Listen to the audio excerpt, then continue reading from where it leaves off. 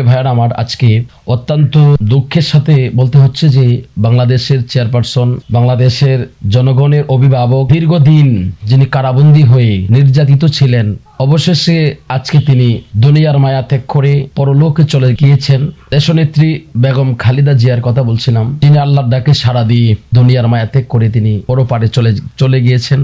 তো ওনার মৃত্যুতে আমরা গভীরভাবে শোকাহত এবং মহান রবের দরবারে প্রার্থনা করি যে মহান রব ওনাকে যেন জান্নাতের উঁচু মাকাম দান করে। উনি এই যাবৎ অনেক কষ্ট করেছেন, অনেক নির্যাতনের শিকার হয়েছেন, অনেক জুলুমের শিকার হয়েছেন। আল্লাহ ওনাকে ক্ষমা করে সর্বোচ্চ জান্নাতের সর্বোচ্চ মাকাম দান করুন। আমি আমার বিশেষ করে বিএনপি সমর্থন যারা করেন আপনাদেরকে বলবো, আপনারা নিজেদের হালকে ছেড়ে দিলে হবে না। এখন আপনাদের প্রিয় নেতা জনাব তারেক রহমান সাহেব, তিনি ওনার মায়ের মৃত্যুতে অবশ্যই তিনি অনেকটাই ক্লান্তি ভোগ করবে। সে অবস্থায় আপনারা ওনাকে, ওনার হাতটাকে শক্ত করে ধরুন, ওনাকে আপনারা সহযোগিতা করুন, ওনাকে সান্ত্বনা দেওয়ার চেষ্টা করুন। তো ওনার শোকাহত পরিবারের জন্য আল্লাহ দরবারে দরখাস্ত করি যেন আল্লাহ তাআলা ওনাদেরকে ধৈর্য জামিল দান করেন। জনাব তারেক রহমান সাহেব উনি যেন ওনার বাবার আদর্শটাকে টিকিয়ে রাখার জন্য, ওনার মায়ের কষ্ট, ওনার মায়া যা কষ্ট করেছেন, কষ্টের প্রতিদান হিসেবে দেশের মানুষের জন্য, জাতির জন্য উনি যাতে কিছু করতে পারে, ওনার কাছে আমরা এই দরখাস্ত করব যে আপনি দেশের জনগণের জন্য কিছু করবেন। এটা আপনার কাছে আমরা আশাবাদী।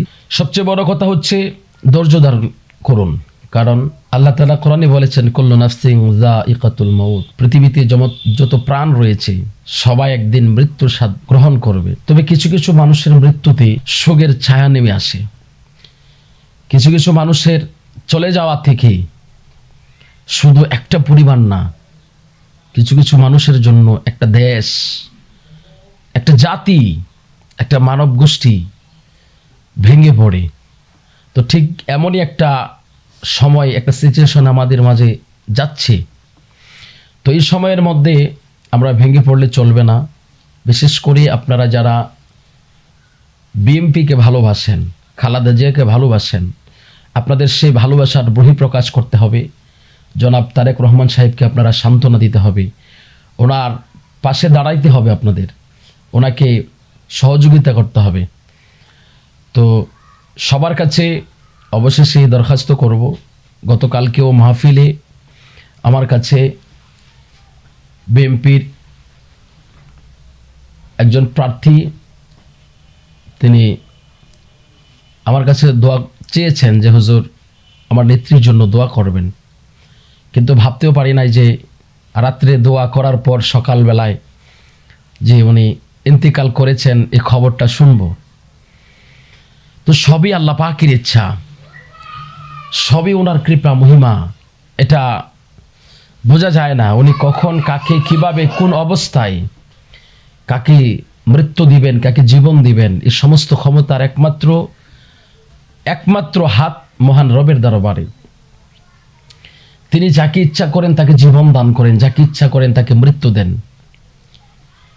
তো এই জন্য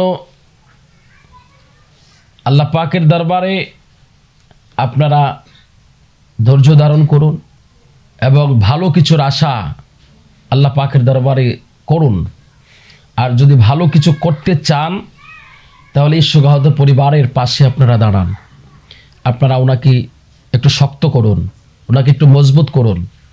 বহুদিন ওনার মা এই জমিনের মধ্যে কষ্ট করেছেন, জাতি দেখেছে উনি কি কষ্ট করেছেন। ওনার কষ্টের প্রতিদান হিসাবে আমরা দোয়া করব প্রথমেই যে ওনাকে আল্লাহ তাআলা পরকালে যেন ওনাকে জান্নাতের উঁচু মাকাম দিয়ে ওনাকে সুখী করেন।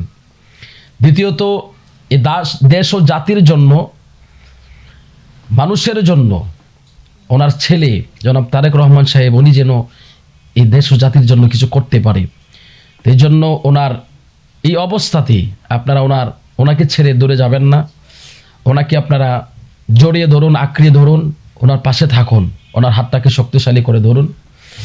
তো আল্লাহ তাআলা মৃত্যুর পূর্বে আমাদের সকলের ঈমানকে মজবুত করার জন্য, নিজের আমল সুন্দর করার জন্য আল্লাহ তৌফিক দান করুক। আল্লাহ আপনি আমাদের ঈমান আর আমল আপনার কুদরতের হাতে হেফাজতে রাখুন।